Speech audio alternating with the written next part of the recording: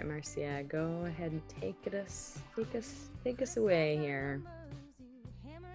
Good afternoon, everyone, and welcome to the Food Systems Hub, hosted by the Food Systems Program at Washington State University. My name is Marcia Ostrom, and I am the director of the WSU Food Systems Program and a professor of Sustainable Food and Farming Systems in the WSU School of the Environment. Our team works statewide to foster equitable and sustainable regional food systems from farm to table.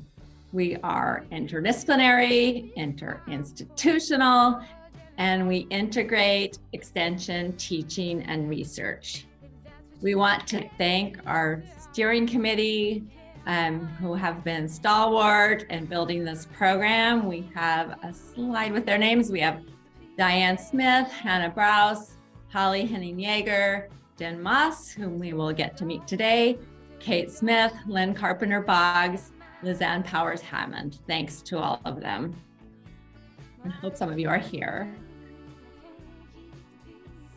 And it is my pleasure to introduce our program faculty and staff who will be kicking off this program today with lively conversation. We have Kate Smith, who is our sustainable farming education leader. We have Cristina Ocaña Gallegos, who is our small farms and Latinx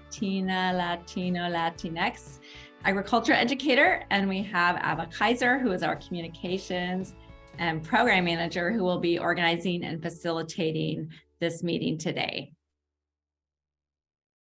Great, thank you, Marcia. And I just want to take a check. The music's still playing in the background. Is everybody feeling okay about that? Can I get a thumbs up if that mix is working for folks? Can also change it. Love the thumbs up. All right, great. Thanks. Welcome, everybody. We're going to have a really awesome announcement from my colleague, Kate Smith. But I just wanted to give a warm welcome to you and to say I'm really excited about our second Cub Call of the series. I'll get into it a little more in just a moment, but we have a very timely opportunity that we learned about from NRCS that Kate Smith is going to talk a little bit more about because the deadline is coming right up. So I'm going to pass it to my colleague, Kate Smith. Thanks, Ava. And hi, everyone.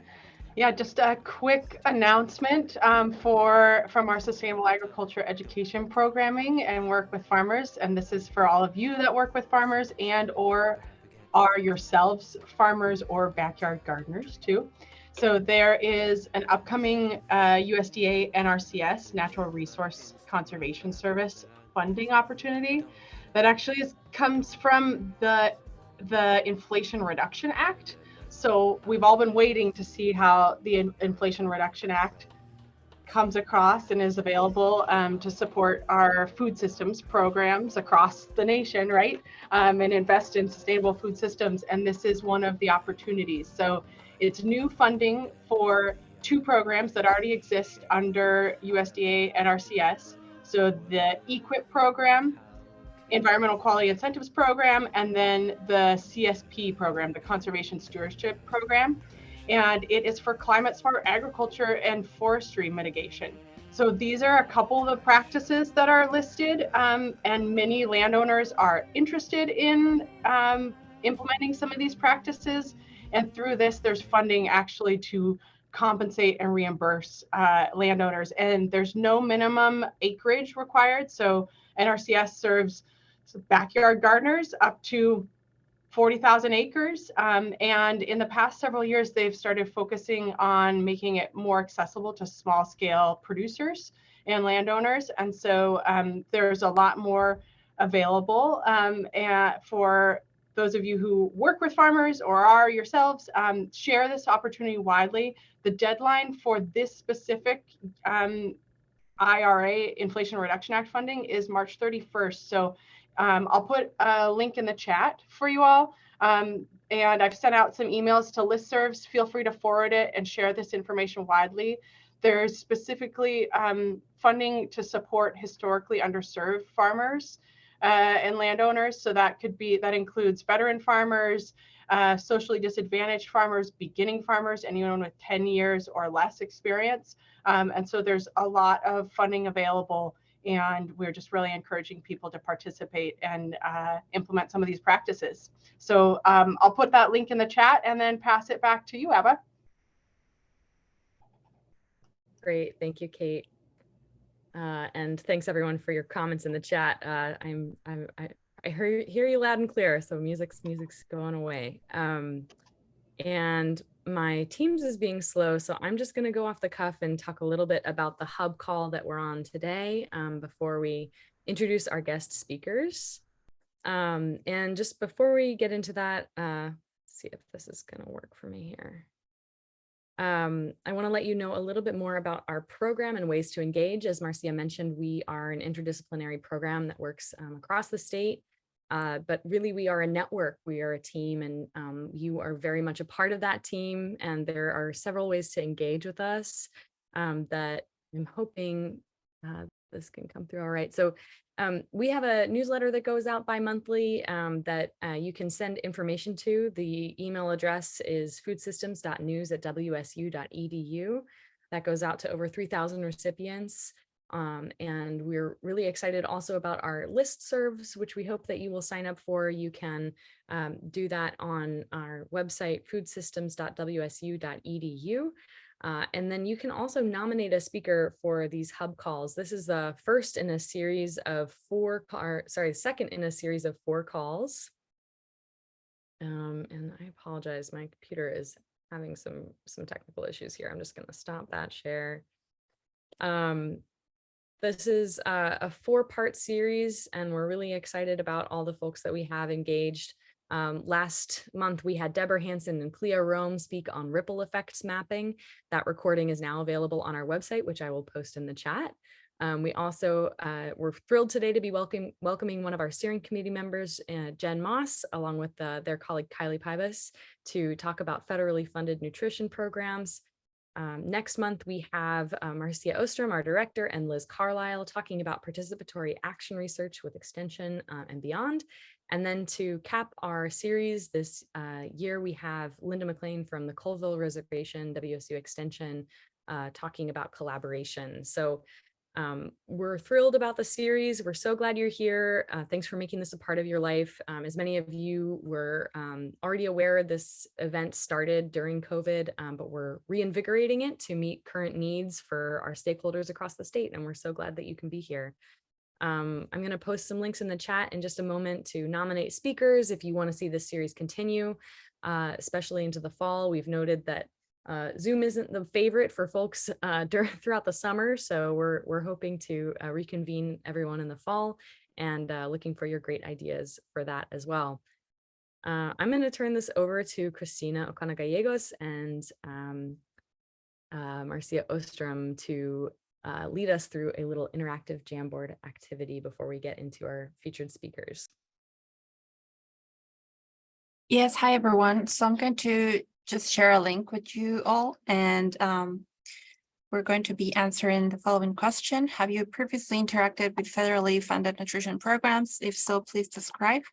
So I would appreciate if you put your answer there. I just shared the link in the chat box, and yeah, we just want to hear your experiences, and if you don't have any experience, that's okay too. And Christina, if people haven't used Jamboard before, you could just show us, I think, because it's up on your screen, how to grab a sticky note. Yes. On the left side, you want to go to the sticky note, and then you choose a color, and you write something. And it's fine to say, just write no. Yes. Yes. And then you can move it around and delete it or duplicate it. But yeah, just put a sticky note. You can also use a text box if you want. But yeah, we prefer sticky notes, I believe.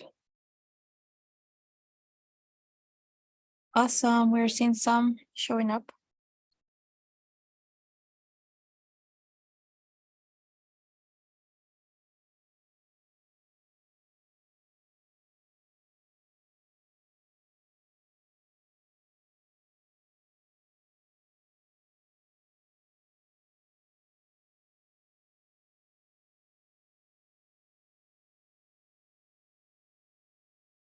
Feel free to shoot us a question in the chat or ask out loud if you're having issues with getting a sticky note going.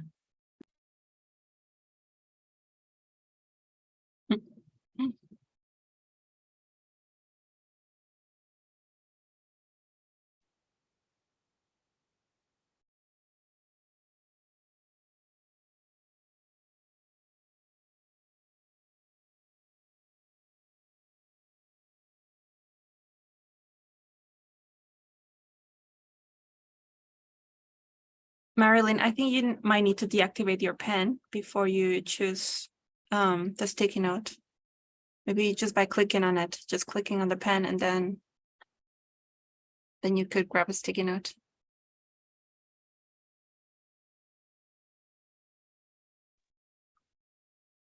Pens and art are also great.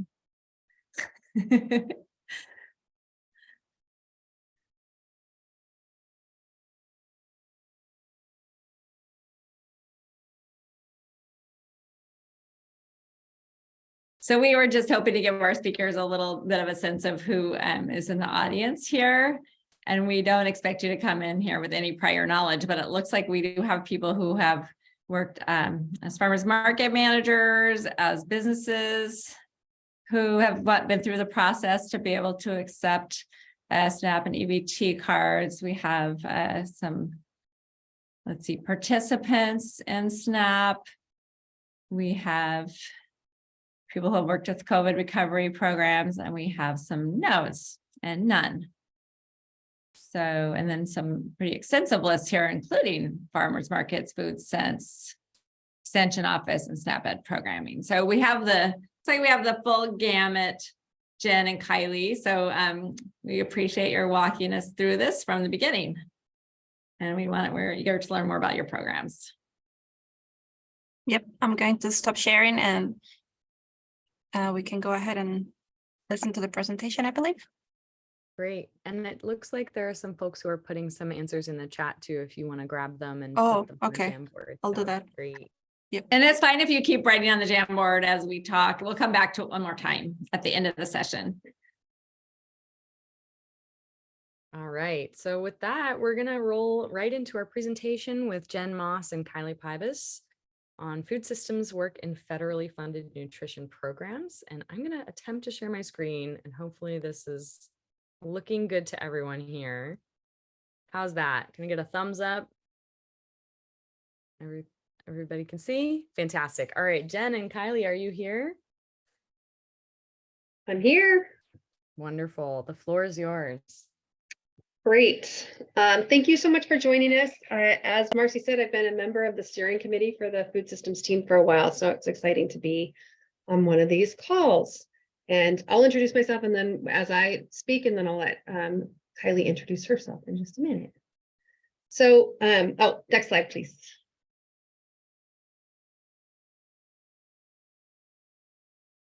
So I work, oh, one back.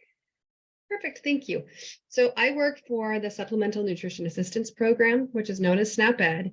And we are a statewide program. It's a federally funded program that brings funds back into the state of Washington through our state agency, DSHS.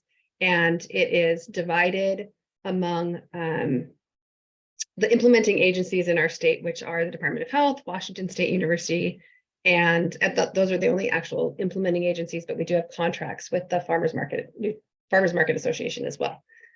So my role, and just a little background, I've been with SNAP Ed for almost 15 years now, and I have served in every role that there is pretty much to serve in SNAP Ed. I have been a educator in the classroom, pulling the cart of food cooking demo equipment behind me and meeting with kids and families, and now I lead our curriculum training and website team that serves the entire state. But I have also been an implementing agency lead and worked on one particular project that was very farm to community focused.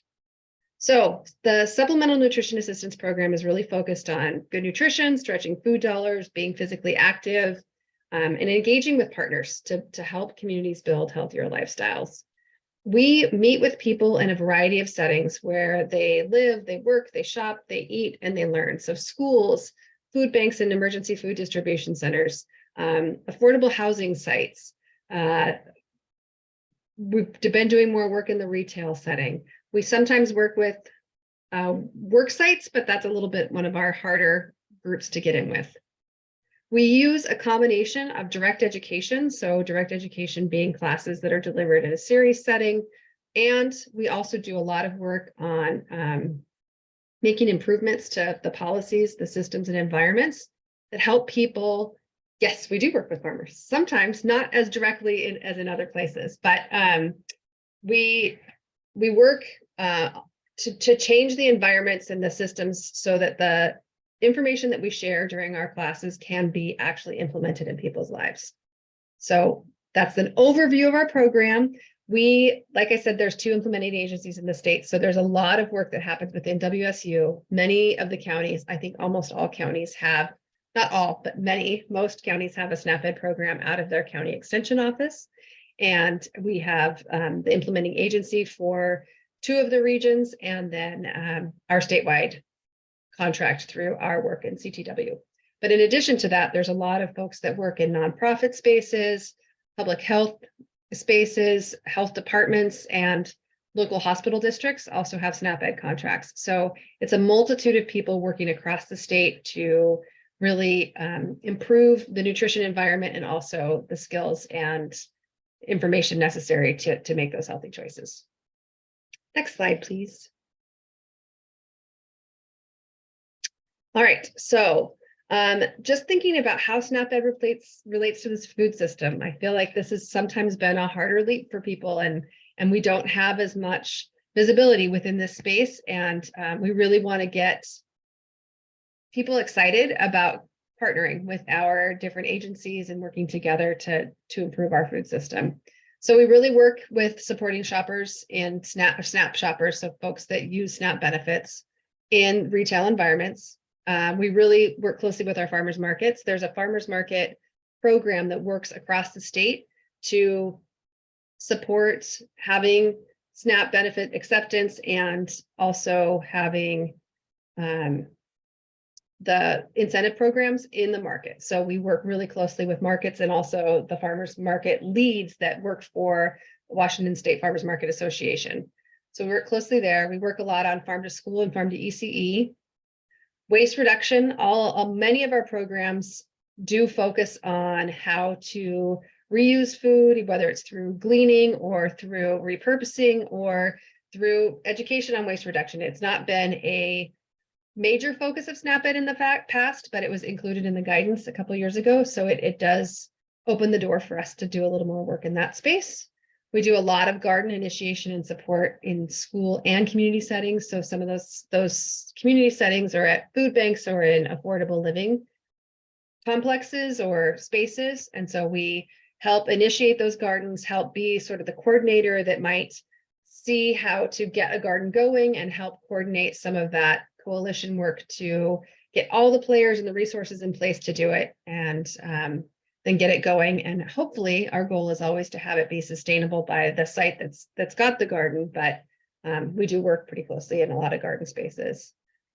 A lot of food policy councils and coalitions, and then nutrition education for consumers who are an important part of the food system, and then a lot of promotion and much more across the state.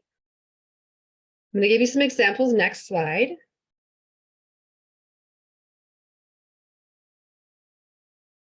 So someone asked if we work directly with farmers, and we don't work as, and I'm not reading the questions as they go, but I did see that one pop up. We don't work as directly and closely with farmers, except a little bit through our retail access and other access work. And so as an example, there was a farmer in Whidbey Island that was trying to help create a food hub that was wanting to use online SNAP benefits during the pandemic. And there were a lot of rules around how they could or couldn't do that. And we worked to help them strengthen their application and be sort of a conduit so that there could be more of an opportunity to do that. I don't think that they ultimately were super successful, but I think that they've made strides. So we do work in that way. This particular example that I'm talking about is a cross-agency collaboration, and I see that Nicole's on here, so she's been part of this too. We've worked closely with the Department of Health, the Washington State Department of Ag, OSPI, and the ESD 101, which is a group of folks up in Spokane, to identify the folks that were receiving, the schools and ECEs that were receiving the local food procurement grant, and try and support some of that through some additional training, some harvest of the month kits to be handed out, which we're still working on, handed out at the schools and ECE centers, and then whatever kind of support might be available so that those local food procurement grants can be utilized in schools and districts that are SNAP eligible. So our focus is to really be a voice and an advocate for the SNAP eligible population. And through this work group and through this cross-agency ability to use some SNAP Ed funds to do some additional systems work, it's been a really a great collaboration, and we hope to continue it in our next 3-year plan that we've got coming up. Next slide.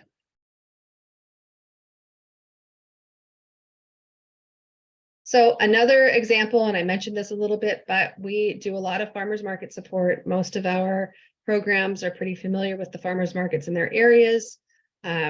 We've done things as complex as making a presentation to a farmers market board as to why accepting SNAP benefits would be an actual benefit to the market and to the farmers, and gotten people on board with that, to helping provide handouts and recipes and just support for the shoppers to make it a more comfortable and relevant environment for the SNAP shoppers. We sometimes do work with the farmers or the vendors at the market to think about WIC benefits in particular are offered in dollar amounts. And so how can farmers or vendors bundle their produce or their items into amounts that would be easy for someone to use that benefit without having to get change.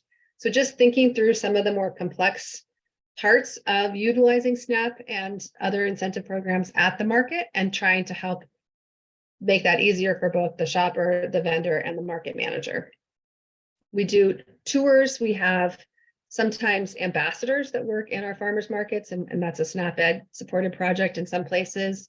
And we really want to make it a comfortable and easy place for folks to access the foods that they are wanting, and also to support farmers through those direct sales. Next slide.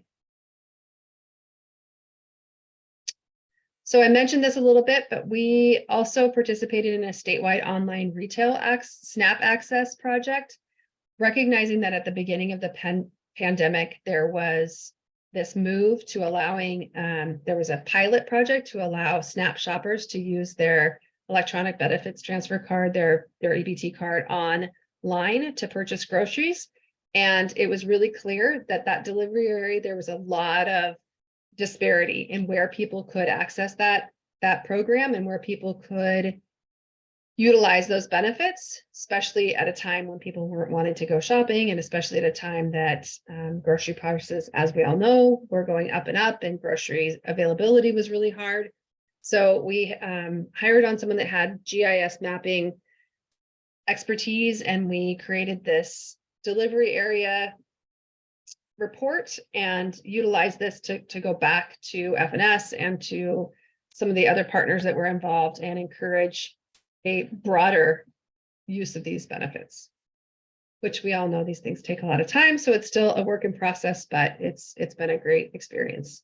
We're also working with our retail specialist to think more about how to support snappers that are using some of those fruit and veggie incentive program prescriptions at the market, or at stores or at the market, so that they actually are utilized and we have a higher return rate on those. Next slide. So I mentioned this also, but we do a lot of school and community gardens. It's a wonderful part of the work that we get to do. We have within WSU the Master Gardener program that we do partner with pretty frequently, but we also partner with a lot of other organizations within communities that offer those kinds of gardening expertise and assistance with some of the maintenance and some of the education that goes around it. We have events at our gardens. We help make sure that the produce that's grown in the community and school gardens is distributed during the summer and times when there isn't staff there to necessarily help with it, because as we all know, our growing season doesn't go along with our kiddos in school season very well. And so we try and utilize those gardens in the summertime to really stretch food dollars and have people have more of an opportunity to access those fruits and vegetables. And then along with those, we provide education, recipe demos, resources, how do you use this produce, and then really coordinate the shared use of this these spaces to benefit the community. Next slide is Kylie. So I will let Kylie introduce herself, and then we can answer questions at the end. Hey everyone, my name is Kylie Pybus, and I'm the Assistant Director for the Expanded Food and Nutrition Education Program. I usually call FNEP SNAP-Ed's little sister or sibling because we're a little bit smaller and we provide mostly direct education. In Washington, we are administered through WSU Extension, and we have programs in Spokane, Clark, and Pierce County. FNEP was started in around 1969, and it started with moms going into other moms' homes and cooking with them. So really on this individual basis of direct education, stretching food dollars. And now it's offered through established community partnerships. In this picture, you can see our educator, Anita, is teaching a class about whole grains. So, and this is to women who are in a recovery home. So we work with early learning centers, we work with housing organizations, and also some healthcare partners. A key point about FNEP is that our educators who are providing that direct education are peers, so similar to a community health worker model, and they belong to the communities they serve.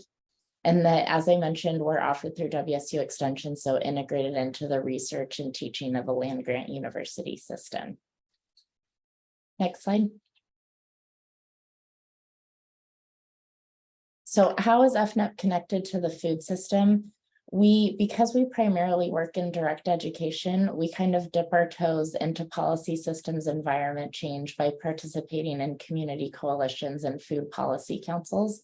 So we're there in orange as consumers, since we're serving youth and adults, so families with low incomes, talking about what their life experiences are when we're at the table at different community coalitions, and then trying to make those connections between distributors and producers, and also thinking about the life cycle to waste managers. Next slide. So as a FNEP staff member, I had the opportunity to join the Food Policy Council in Spokane. And so today's just as an example of what our current work is on the Spokane Regional Food Action Plan, and that it's been a long road to get here. So on this slide, you can see we started this work, and it was prior to me joining the Food Policy Council in 2016, completing a food system inventory. And then in 2020, we were worked with a law student to look at city ordinances, to look at state policy on what's the current environment in Spokane County around food policies, everything from child nutrition authorization to farmland and zoning. And then from there, we developed a food system community survey. So we tailored questions to producers, processors, distributors, consumers, and waste managers to say, what are the successes that you're having in your work? What policies do you want to see to advance the food system? And then we held a series of food community forums to say, here's what we found in our survey results. Is this in line with what you were thinking with your experience?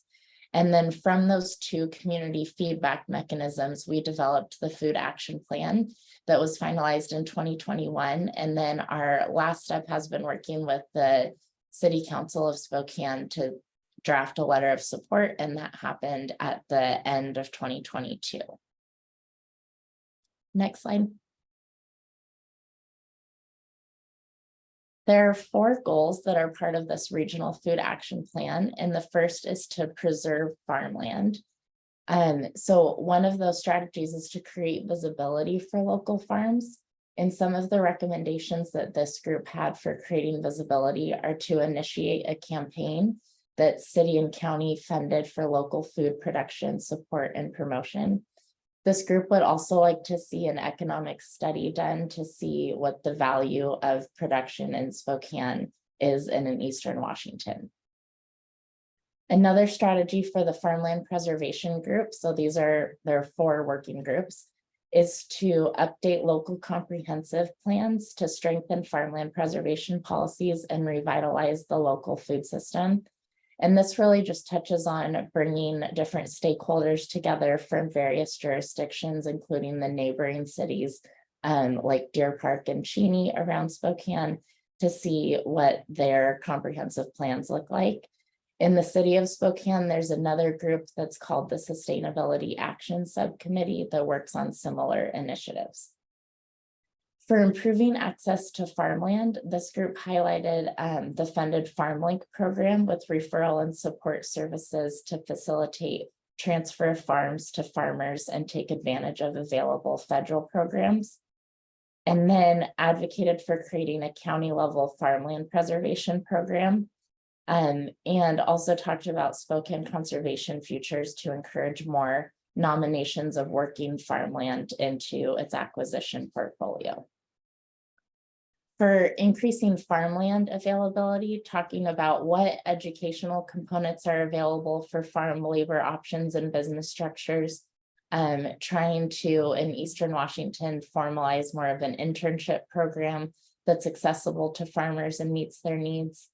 And then educate farmers about, through the Washington Department of Labor and Industries, the availability of the farmer internship pilot program, again, to try to get interested farmers access to land. Next slide. Our second goal is to increase local food processing. And one of the strategies is to increase availability and convenience of local meat and meat processing. So that could look like supporting state funding of agriculture programs designed to build small and mid-scale regional meat producers. In Spokane County, if you are growing your own animal and then processing it, you can be using that for your family or maybe a couple of friends and family members going together. But for producers that are looking to sell their meat or animal, they often have to travel large distances to Montana or the western side of the state in order to have access to that WSDA facility. So taking steps to facilitate shared meat animal ownership so that consumers can more conveniently purchase meat processed by state licensed custom meat processors. And then again, forming a stakeholder group to see what do we need for this, for greater meat processing capacity in Eastern Washington. Another highlight and strategy was to improve value of cottage food legislation. And I'm not as familiar with the cottage food law. I think there are probably a lot of experts on the call, but some of the recommendations were to raise the income cap under cottage food law to $25,000 per year and extend the term of a cottage food license to 2 years. And then also to look at some food sovereignty legislation, such as in Wyoming and Oregon, to model laws that after some of those progressive states for cottage food law. And on to healthy food for all. So this is the group that I worked most closely with and really fits with FNEP goals of feeding people that are vulnerable in our community and learning how to stretch food dollars and take part of different public assistance programs. So here you can see on the slide the SNAP market match that I saw many of you identify in the Jamboard, where you go in with $1 of EBT and then you have $2 of produce that you're available to use. and then a picture of a community garden that goes around with our create opportunities for people to grow and share their own food. So with this recommendation, we want to highlight existing direct education programs like Master Gardeners, SNAP Ed, FNEP, and see what existing resources there are in the community. And then also highlighting increasing land availability for community gardens. So we held 2 community forums to see what were the successes and needs of different growers in our area, and how can we support different community gardens and increase the land availability for them.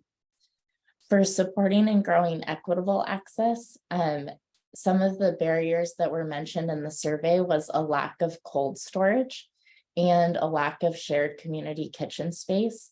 So a recommendation was to assess service capacity needs of food pantries and identify opportunities for shared resources, and to research equity issues in the food system. And then also another need that arose out of those surveys and community forums was because of some of the rural areas in Eastern Washington's trying to expand food distribution routes. To connect local food system stakeholders, it was recommended to create a local food directory, which the Food Policy Council is not working directly on, but is kind of giving these out to our stakeholders to say, these are the needs that arised in these community forums, and then hold networking and social opportunities to bring food system stakeholders together. For supporting programs and policies that help children, adults, and seniors get healthy food, all of them, I think I saw on the Jamboard, SNAP, WIC, thinking about school boards, thinking about school meals. And then also looking at programs that have been really successful, like pandemic EBT, expansion of SNAP dollars, and trying to educate everyone from council members to our county commissioners, to state legislators on the importance of these programs. And so we want to advocate for public and private food assistance programs. Next slide. The 4th goal of the Regional Food Action Plan is to reduce food waste. A recommendation for this was to reform the residential and business composting program by advocating for year-round green bin collection service.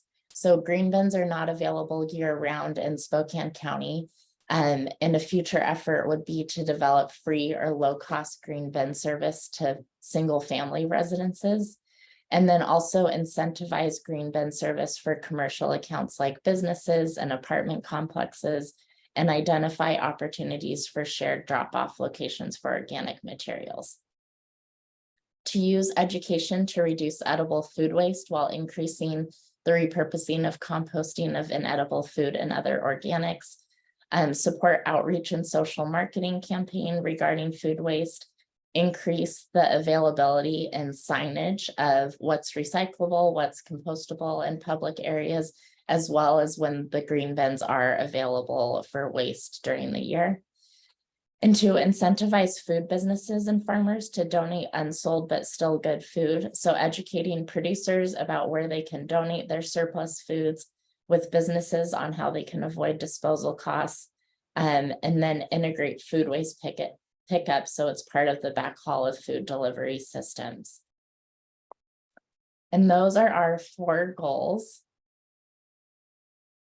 So again, FNEP in the food system is really in advocating for these consumers, for 3rd through 12th grade youth, for families with low incomes, and figuring out how we can connect to distributors and waste managers to kind of close the gap of needs in our food system. Thank you. Awesome. Thanks, Jen and Kylie. And I think it sounded like you're going to take questions at this point. So I'm happy to read them out from the chat, or if you want to go through them yourself, however you'd like to play it. And I'm seeing some cheers coming from the chat. So thank you so much for that presentation. You asked a question. I saw the question about well, I saw the comment that there isn't SNAP Ed across all of Extension, and I totally agree with that. And then do you help farmers sign up for SNAP? And We are the education arm of the SNAP program, and so we have some limitations on how much we can do to promote SNAP benefit usage. We can help direct people to where to go, and we can bring folks to our events that are representative of the SNAP program, so we're a little bit different.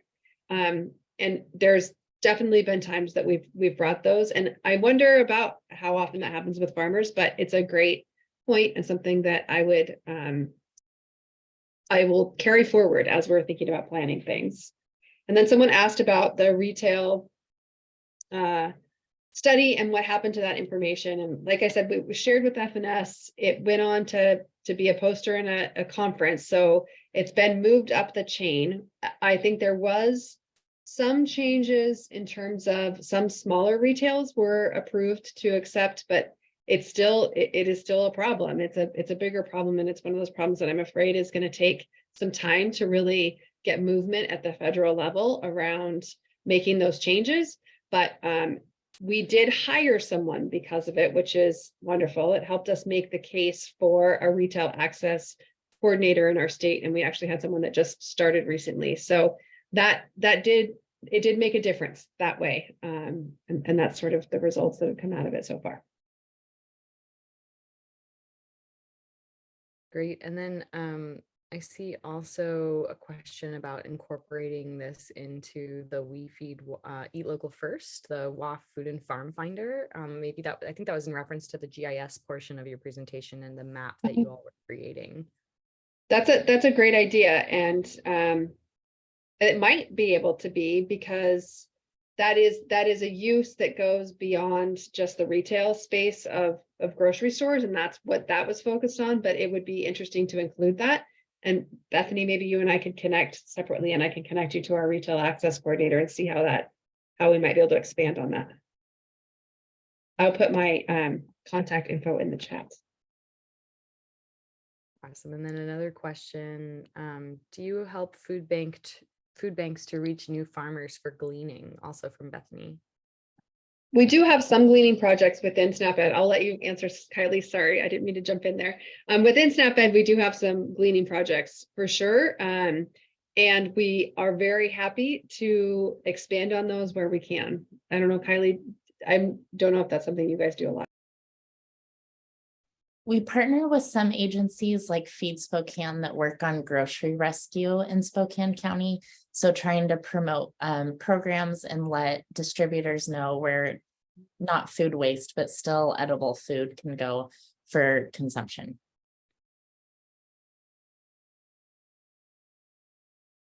Awesome. And then two more questions here in the chat.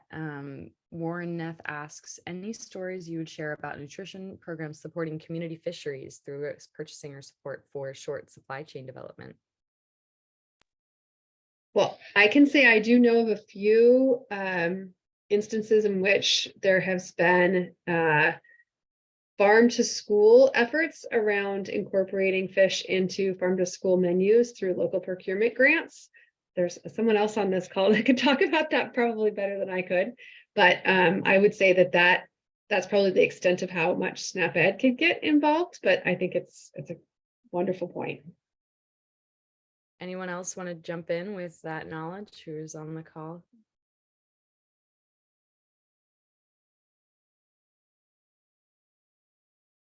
No. All right, we'll move to Melissa's question, then we'll go into into our last Jamboard activity here. Okay, so Melissa says, our farm provides free CSA farm shares to shelter transitional housing residents in Skagit and Whatcom. I've heard SNAP-Ed does great work. Are there materials, recipes, etc. we could include in our farm share boxes? Absolutely. I would say that I'm gonna put a link in the chat to the websites that my team manages, which are the Washington State SNAP-Ed providers website, and then which is more focused on the providers, but it does have a resource page.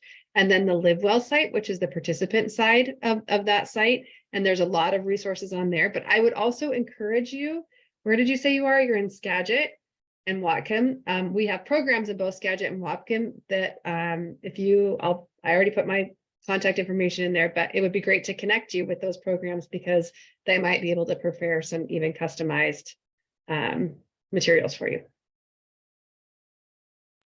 Thank you. Fantastic. Awesome. And then just one last question. Oh no, there's too many. Well, let's just keep this Q&A rolling. This is great. Bethany asks, could WA Food to Farm incorporate farms that have SIS so food banks can use them to purchase food?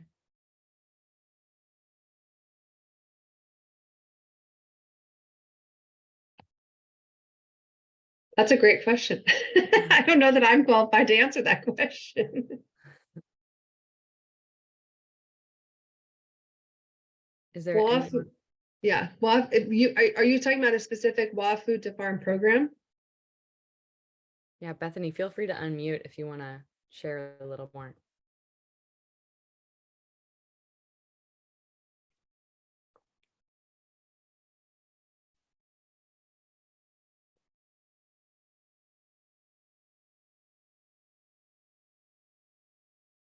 See, I'm going to invite you to unmute here, Bethany, if you'd be willing.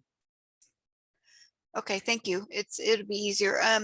So I'm not that familiar with the acronyms, but it's the way that we get the food from the government. It's EFAT, and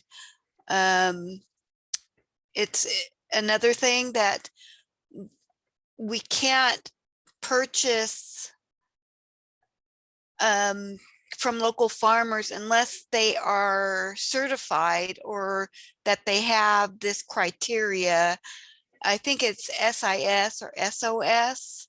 I have it written down. I'm sorry, I don't have the details, but the director asked, so he told me that there's no database that incorporates that criteria for us to find out which farmers we can purchase things from. So like, and there's stipulations, like we can only purchase it once every 2 years from that farmer. And they have to be disadvantaged. And so there's criteria, but one of them is, though, they have to be certified with that SOS or SIS.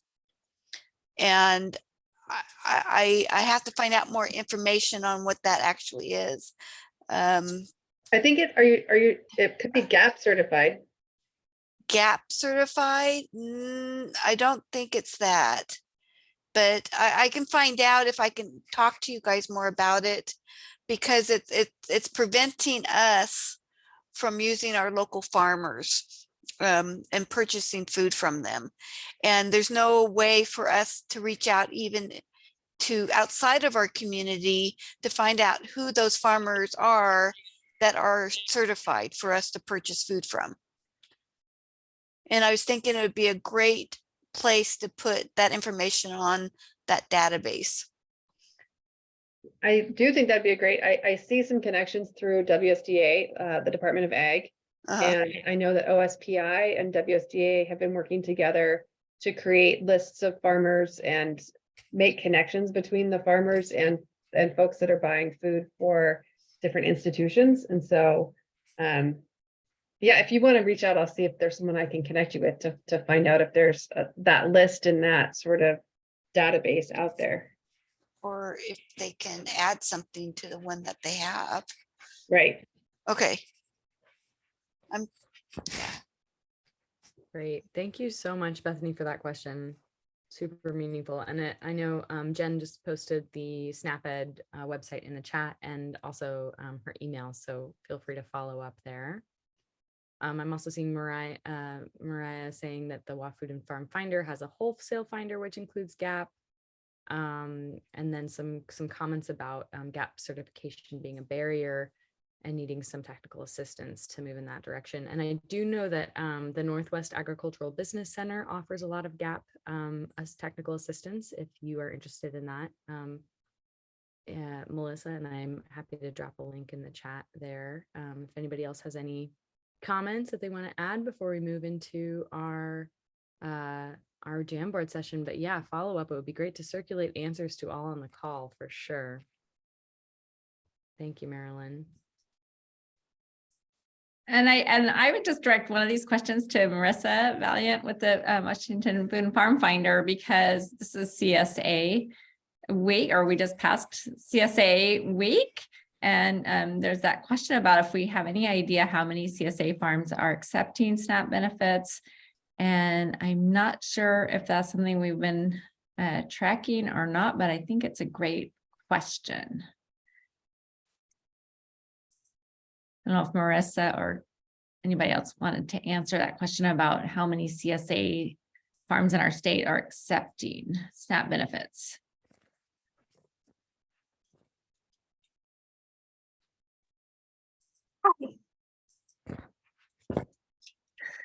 Can you hear me? Yes. Hi, everyone. We are tracking. I would have to pull it up, but using the CSA Finder, folks can filter by those who accept SNAP and EBT specifically for CSA. It's also a filter on the Washington Food and Farm Finder for any farm or food business for their retail outlets, and it's a separate filter for CSA. I can pull that up and put it in the chat. Thanks, Maressa.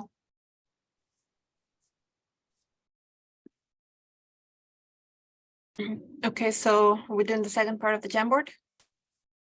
Yeah, let's move into that. I also just want to flag that Mariah also posted a survey. If you all have any other feedback for what kind of information you'd like to see on the Eat Local First Wholesale Product Finder survey. And this whole session is being recorded, and we'll post the links as well when we post the recording to our website and send you a follow-up email. So thank you for the rich discussion and Q&A, and I'll pass it to you, Christina, to lead the second part of our Jamboard activity. We probably will come back after this and do a little bit of an open sharing, but we probably won't go into breakout rooms. So we'll just keep it here for now. Yes, so in the same link, we're going to transition to the second page of the Jamboard. And after listening to the presentation, could you please share what opportunities do you see for partnership? And yeah, same as before, sticky notes are encouraged, and we'd love to hear what you're thinking.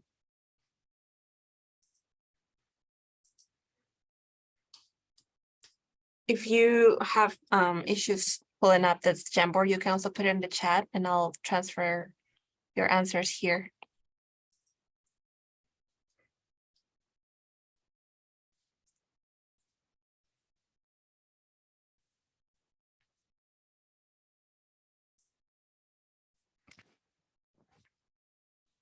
And remember, you go to the second page by clicking up here to the right, the arrow to the right. So we're going to the second page.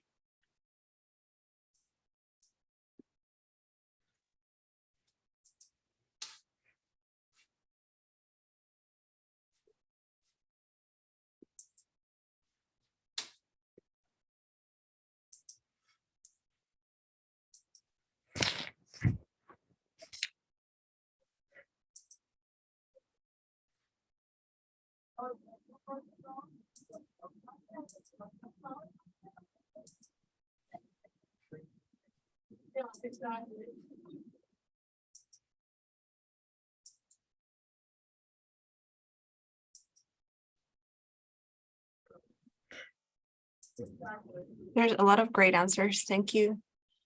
Keep them coming, please.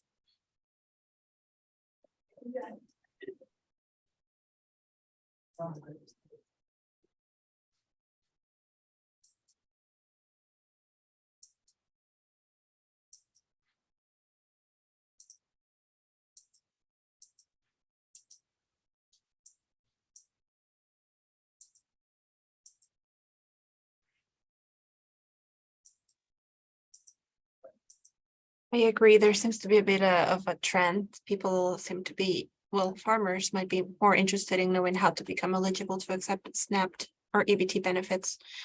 Are there any workshops being offered maybe currently to learn about that, or I'm not familiar with the process?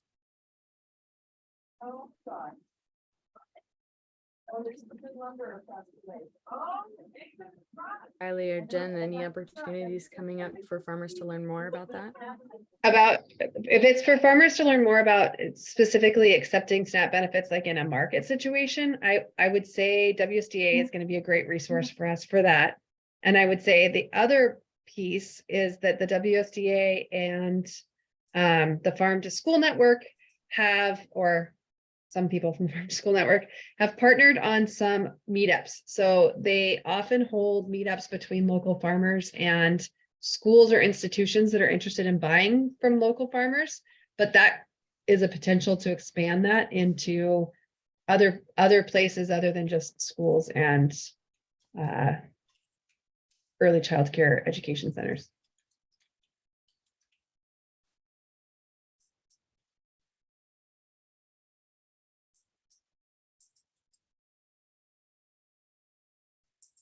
Do you have any comments, Marcy?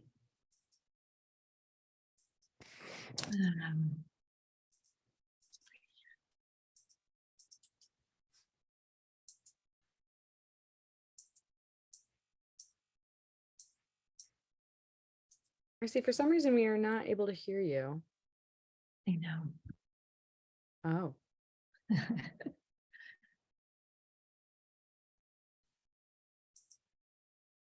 Yeah, sorry, I lost the mute button.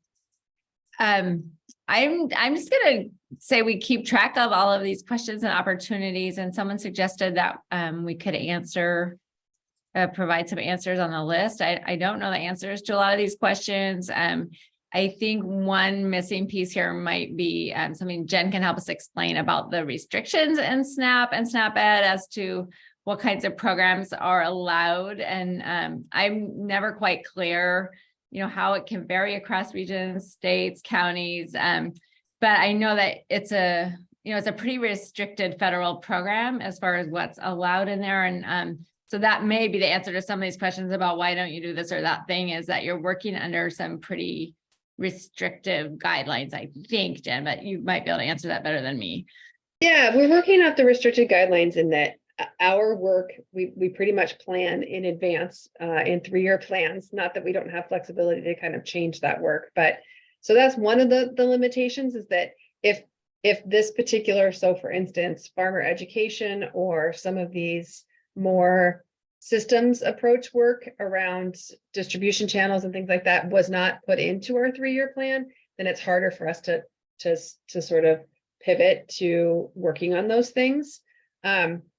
We are also very tied to making sure that the benefactors of the work that we're doing are SNAP eligible. So while we are SNAP related, we're also SNAP education. So we are tasked with providing education, but as I said, also policy systems and environmental change for SNAP eligible folks.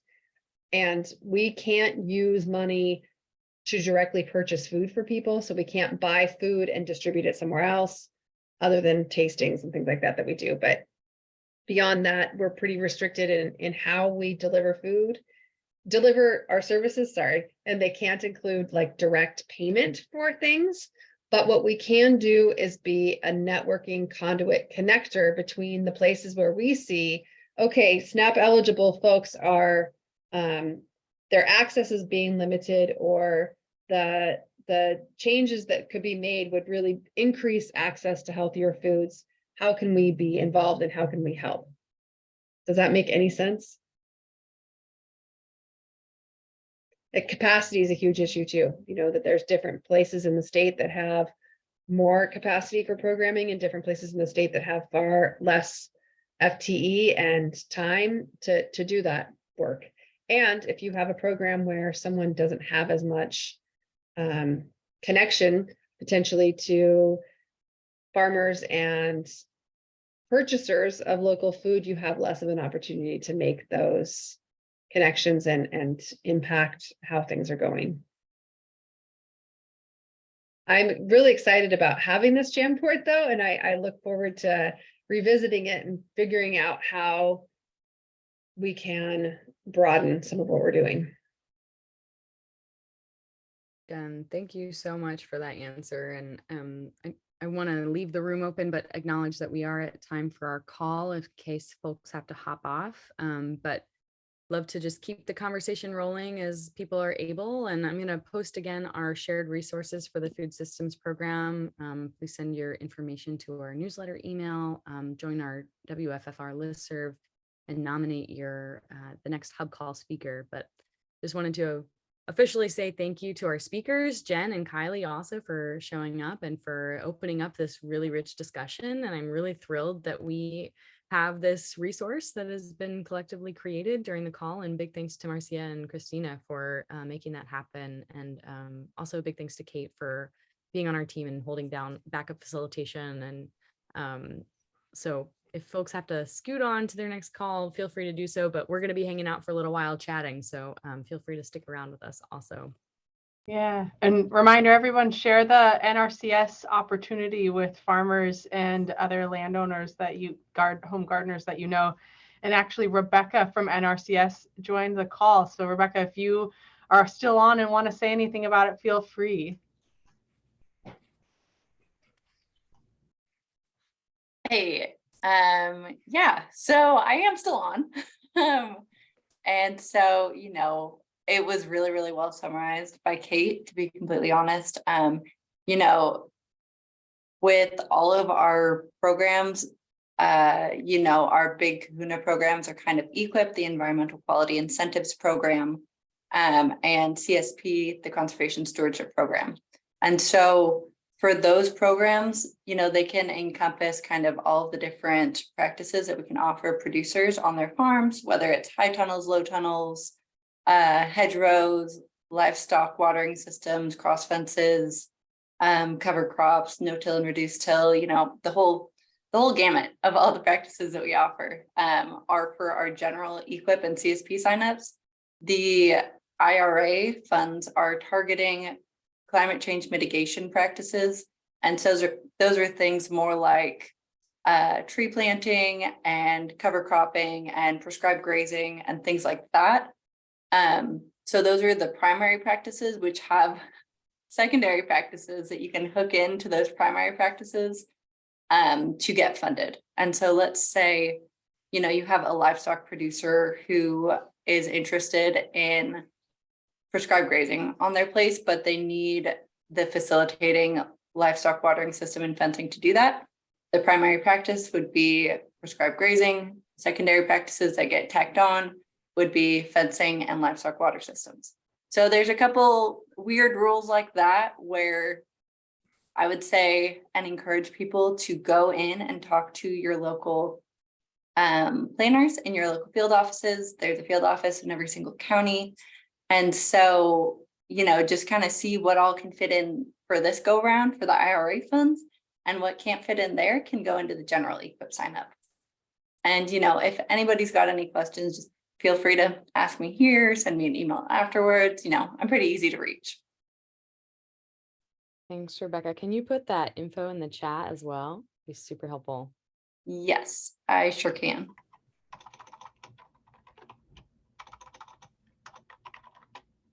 Yeah, thanks so much, Rebecca. And yeah, thanks everyone on the call so far. Special thanks to our presenters.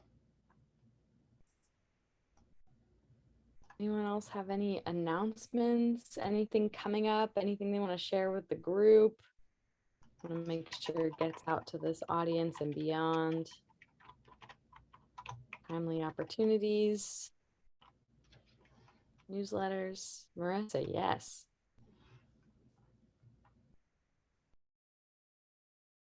Hi. I messaged Kylie because I was just making a note of a lot of the goals that are happening at the regional level and probably the county level for Spokane. And Eat Local First and the Washington Food and Farm Finder are working on some partnerships at the more local and regional level to do a few things that are in alignment with what we heard from Kylie increasing visibility for local farms is obviously our biggest goal at Eat Local First, and making sure that the Washington Food and Farm Finder is representative geographically and also demographically of farms and food businesses around the state, as well as all of the resources that are available. So I mentioned some of the SNAP filters from the CSA Finder, but anyhow, I just wanted to throw out that we are looking for regional partners around the state to be a part of this development work to make sure that it is representative of the identities of the regions around the state. We're not the experts. I'm up in Bellingham, so I definitely don't know the identity of the Spokane region, but I would love to partner and help avoid any duplication of effort and share the resources that we have to support work that's being done.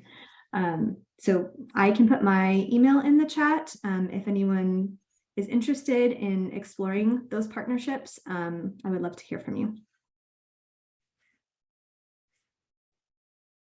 I feel like reducing the duplication of efforts is like the whole one of the biggest points of these calls. So I'm really excited to hear you say that, Marissa. Thank you. Anyone else? Any announcements or questions for the group?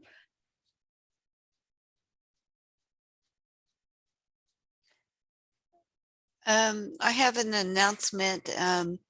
The Walla Walla Food Coalition is working to develop a food processing center and facility. And we have raised and have started a feasibility study. And we are looking for people who want to be part of it. Also,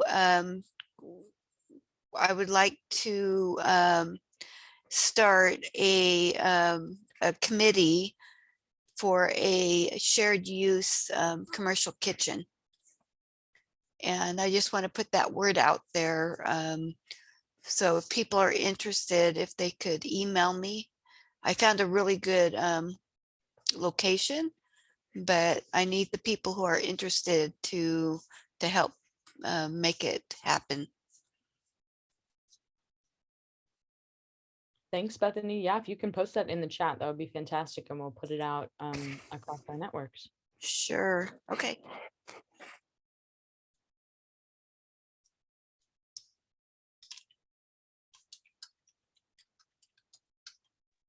All right, Marcia, do you have any final words for us as we wrap up the call here? Just want to say how excited we are about our speaker next month, Liz Carlisle, who wrote the book Healing Grounds. I can't remember the rest of it. Healing Grounds and climate. I guess it's something about climate justice. I can't remember the whole title of her book, but if anyone wants to look at that book before we have her come talk, that will help us ask better questions. It's really exciting that she agreed to come and talk with us. So it's called Healing Grounds, Climate Justice and the Deep Roots of Regenerative Farming. And just thrilled that she accepted our invitation to come and talk with us. So anybody who, I guess we'll send out information, how about Abba, ahead of time on where to find that book if people are interested in reading a little bit ahead of time. That's a great idea. Yeah, and I just posted the link in the chat as well in case anybody wants to be well done. Very prompt about it. Yeah, so thank you both, Jen and Kylie. And is there anything else you want to share before we close out the call? No, just thank you so much for having us. And I am happy to answer more questions too, like use that contact information and reach out. Yes, thank you so much. Great, thank you. We'll see you all next month for Liz Carlisle and Marcia Ostrom on participatory action research. The third Wednesdays at 1 o'clock Pacific, same Zoom link, and you'll be hearing from us soon with the recording. So thanks again, everyone. Thank Have you. a great day. Bye. Bye. Thanks, Jen and Kylie. Bye-bye.